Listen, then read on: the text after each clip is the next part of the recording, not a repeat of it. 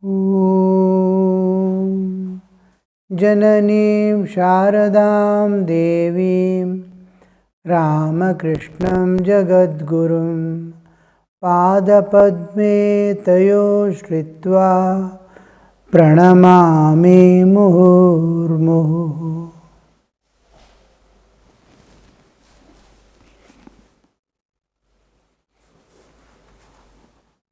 Sri Ramakrishna is in his room at Dakshineshwar.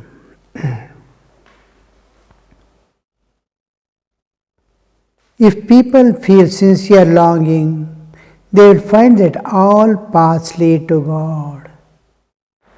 If people feel sincere longing, we all, the whole world almost, are in the flow of one religion or other. Various religions are there and followers are flowing constantly.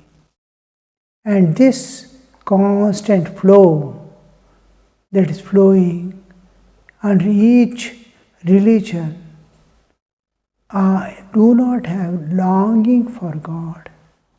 They follow all the religious perspectives with great eagerness, with total dedication, but longing to see God, to meet Him, to be able to sacrifice anything for realizing Him is not there. When that comes into anybody's life of any religion, that I want to see God, he doesn't worry about, oh, I've been born in this religion and this must lead me to perfection and I need this perfection.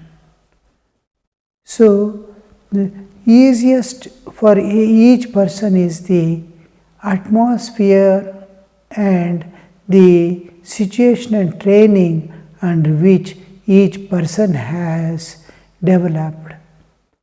So, in which he has grown, the culture in which he has grown, the atmosphere in which he has been brought up, that is the nearest path to God.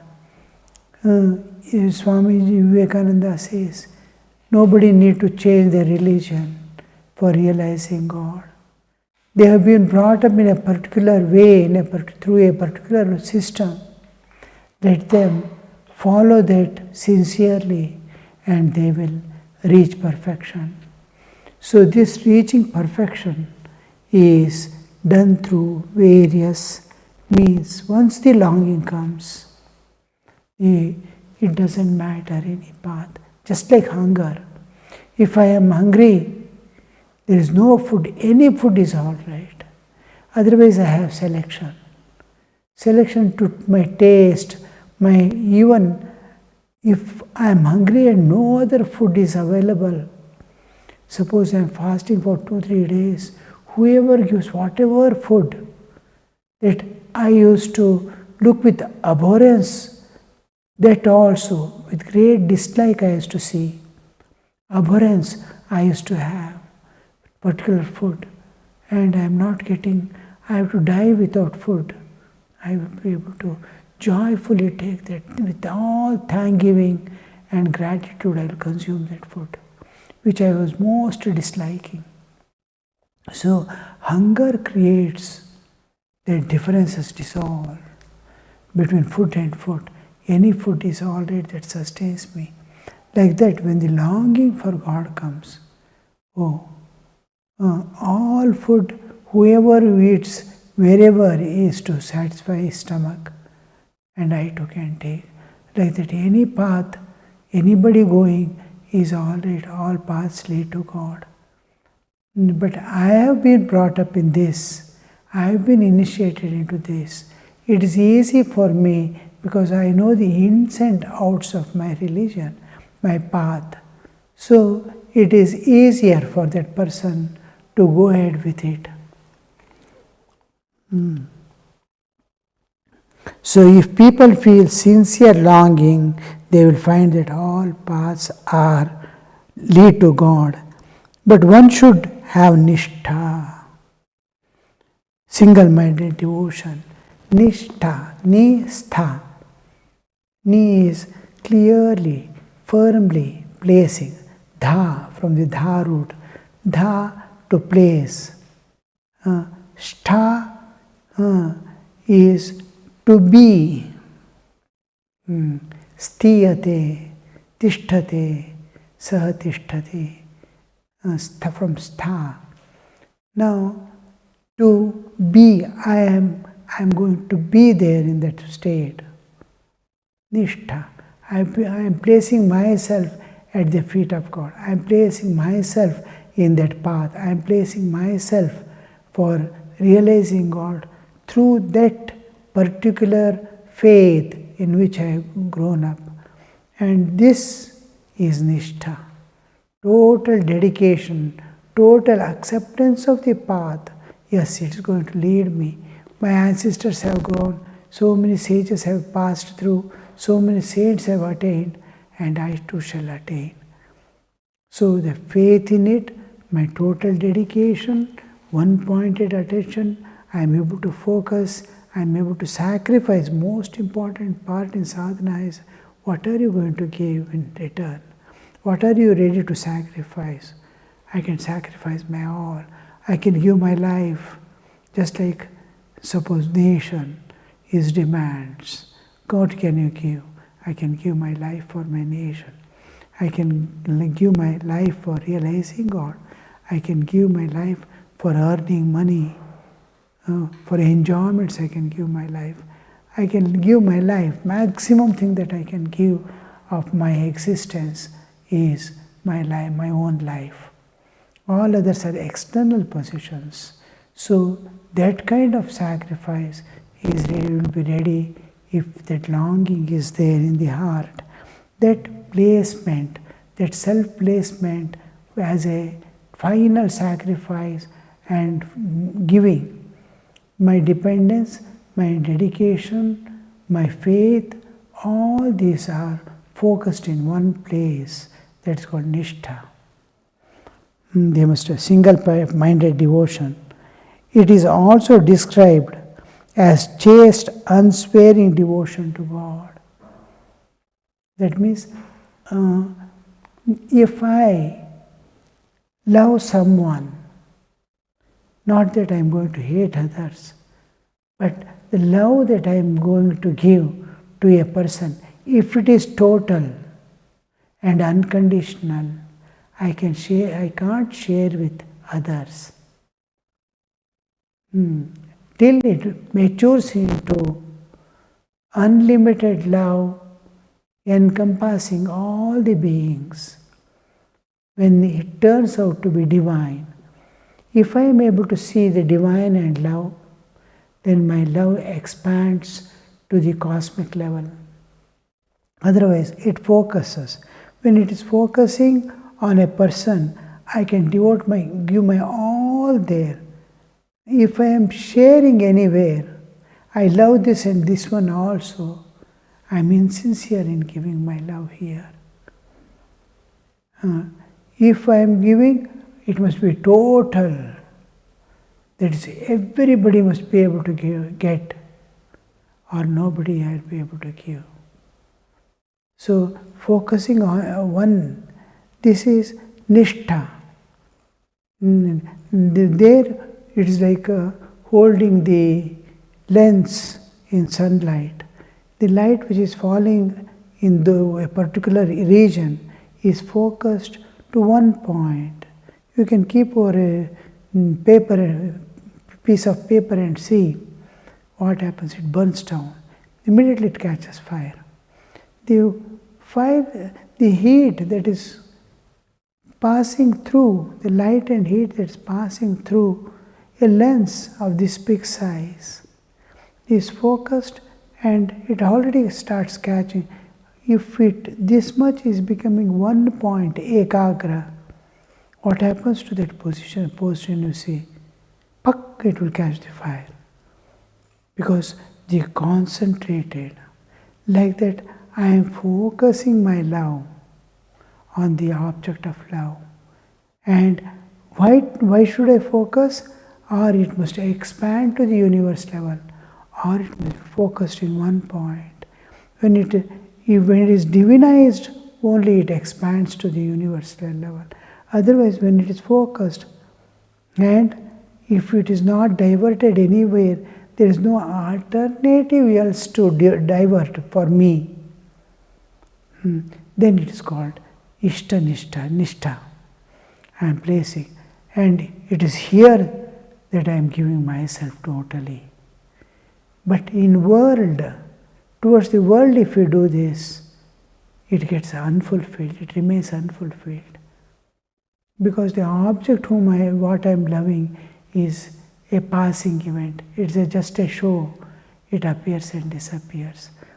Suppose I am loving a person, that person will disappear in some time. I will not be able to see that object again. So this loss makes me fear to concentrate all. The mind will be thinking of some other alternative.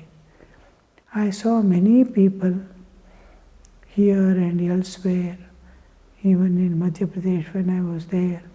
So many women especially used to say, without my husband I cannot live. It's impossible for me to live. To that extent, I see when the husband passed away, with just a year or two, they are able to marry someone and live, continue their life. Oh, where is that nishtha, or where is that total separation? I cannot live. That was the time changes. Our mind is such a thing, it makes a creation. It is not real devotion, it is not total dedication. It doesn't have an alternative. That's all. When the alternative comes into picture, all right, doesn't matter. So that kind of dedication, devotion, giving must be there where we want to concentrate. So this is called nishtha. It's also described as chaste, unswearing devotion to God. Chaste is where I don't divert or I don't keep any alternative. Unswearing devotion to God, one-pointed. That is unswearing when we say it is total and complete. It is with a commitment. It's total and complete. I don't reserve anything for myself. I am giving away everything. Nothing. I might be preserving some love. I might be preserving some possessions.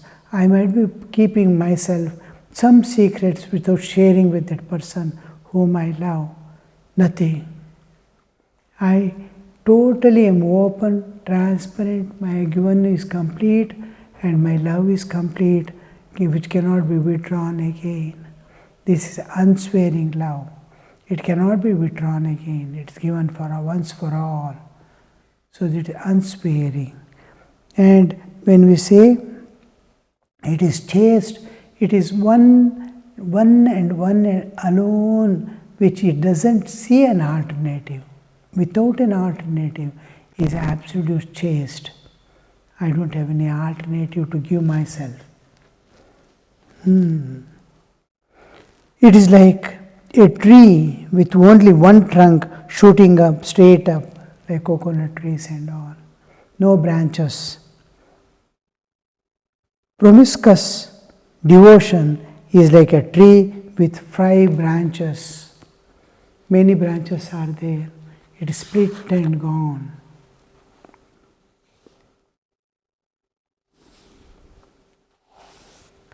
Such was the single-minded devotion of gopis to Krishna that they did not care to look at anyone but Krishna they had seen at Vrindavan.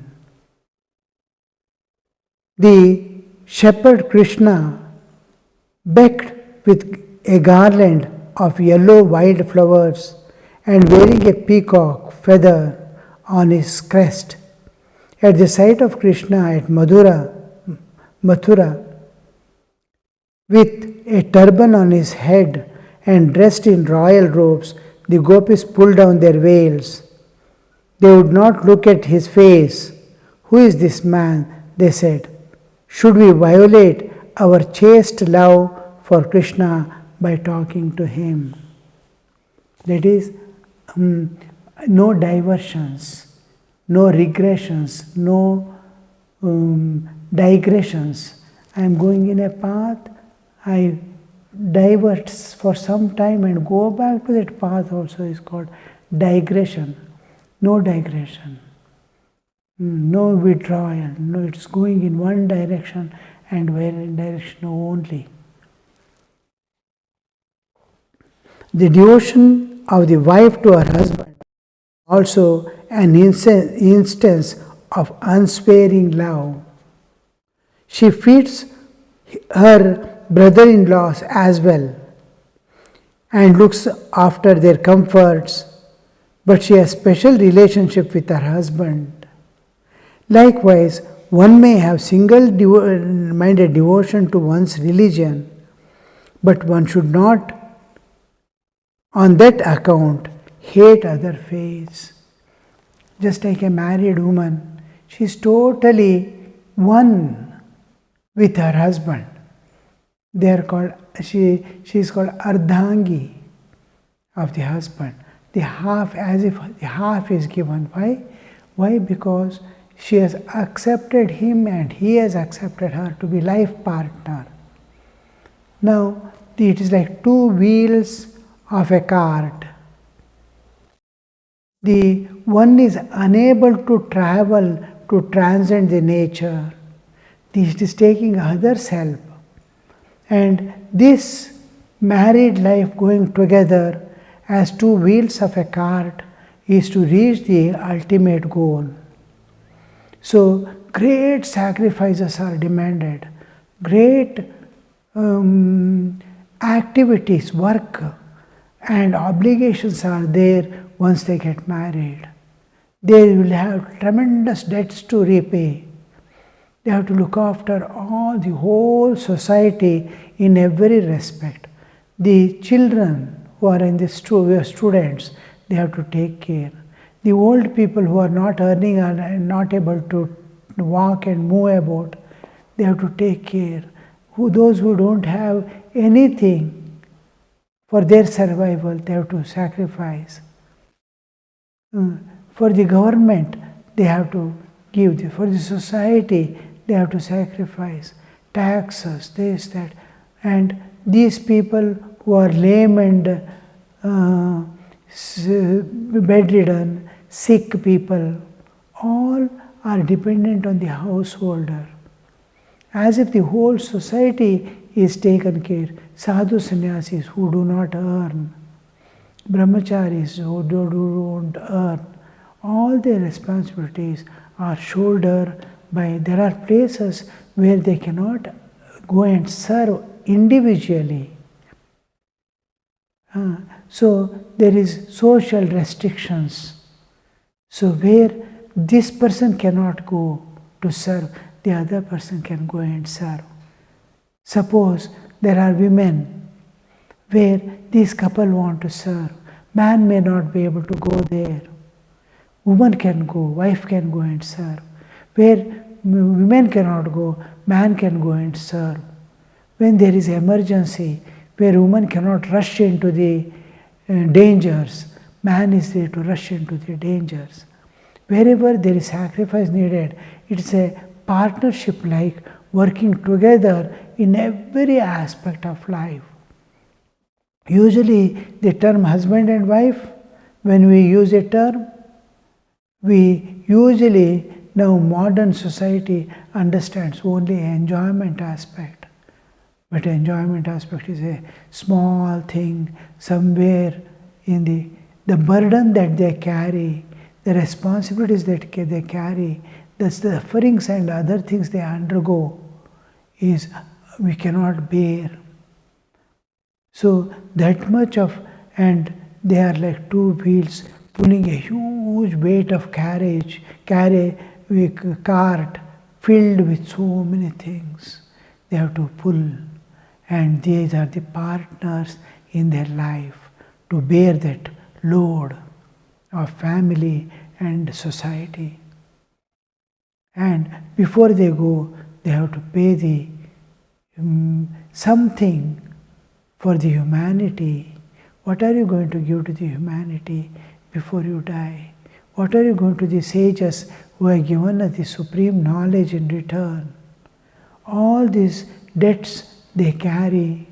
For the other animals and insects, what are you going to give? So all these things are there in the householder's life. And husband and wife, they remain in each other always. Just like Bhakta, God and devotee. Devotee lives in God. God lives in devotee. And this combination of Bhakta and Bhagavan, similar to that is the husband and wife. One lives in the other. Suppose a husband goes away few days. Whatever he does, every movement of his, every act of his, good or bad, he is aware that wife is there. She is sitting inside. Whenever he errs, he is fully conscious. You can see the guilt on his face. I am cheating my wife. Even to eat some food joyfully is not possible if he is alone. So the other person is sitting. Similarly, wife, when she goes out for a few days, every bit she is conscious that they are living in each other. So here, Sri Ramakrishna is giving that example. First he gives the gopis, how gopis felt, why should we share with him our views, why to talk to him, he is a stranger. Why? It is not because he is a stranger. She is sitting, her husband is sitting in her and she is sitting in husband's. She feels guilt of not devoting myself totally to her husband, giving myself. If she has duty, she rushes and does with the same person. Suppose that person has fallen down and she is alone there, she will definitely run and do. Without any cause, without any reason, without any purpose. Purposelessly, there is no need to go. It creates a guilt. It creates a distrust in their own heart. I have cheated, as guilt, it forms guilt. So they live in each other. The devotion of wife to her husband is also instance of unsparing love. She feeds her brother-in-laws as well. It is a family, the whole family she is looking after. Her husband's brothers are almost 1 or 2 years elder or younger to her husband. To them also, she sees what they want while they go out to take care of their health, this, that, everything. But to her husband, she lives in her husband. Husband lives in her. These people do not live in her, though she sacrifices and takes care. Likewise, one may have single-minded devotion to one's own religion. I am born as a Hindu. I must be having that single-minded devotion to Hinduism, that whatever is good and great in other religions, which I can imbibe and utilize in my path to God, in my path to manifest my inner divinity. all right, it is welcome. That which is in line with my religion, I take. Single-minded devotion to one's own religion, but should not have, on that account, hate others. On the contrary, one should have a friendly attitude towards them. A friendly attitude. Means friendly attitude when we say, if they are in danger, if they are in any problem, I must be able to rush and help them. They must be able to accommodate me, I must be able to accommodate them in my life, in my living, in whatever way I am going. I need not, just like in Hinduism, Shaivism, Shaktivism, so many denominations are there. They live in perfect harmony without hating each other or disliking each other, at least in the present age, at now, presently. Whether it is Vaishnava, Shakta, Shaiva, Dvaita, Advaita, Vishishtha, whatever path they are going, the Ch.10, all these divisions we see in Hinduism are living together as one ultimate ideal of one having manifest as many. That understanding is slowly becoming clear, and it is reaching the ordinary normal person now.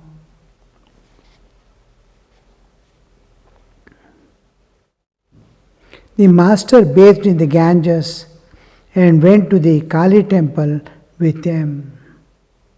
He sat before the image and offered flowers at the feet of the Divine Mother. Now and then he put flowers on his own head and meditated. He went to Kali temple.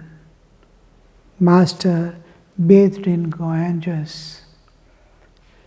We see as a cultural background and tradition flowing, we see usually Hindus, whatever denomination they belong to, after bath, there is while taking bath or going bath itself, mind gets prepared for bowing down to God, to come in relationship, to come in face to face with God. While taking bath, they start uttering some mantras, this, that, and all. After the bath is over, usual trend in every Hindu house you'll see, after the bath is over, they uttering some mantras, they go to the shrine, they bow down, those who want to do the worship and all, do and come. If not anything, there is a practice of bowing down at least in the shrine and coming. Till then, once they go to bath, till they bow down and come out, usually they don't even talk to others, they avoid all contacts. Through sign, sometimes if it is needed, ask them to wait or sit. But after the bath, usual tendency is to, that is, there are certain things. One is morning, sunrise and sunset, to think of God. One is midnight. One is midday. These are the terms where the nature is changing in a drastic way. This is the, and in our day-to-day routine, morning, as soon as we get up, we think of God. After bath, we think of God. Just even for a moment, while taking food, before we take food, we usually offer everything to God, remember God and have our food. Om Shanti Shanti Shanti Hari Om Tat Sat Shri Ramakrishna Arpanamastu.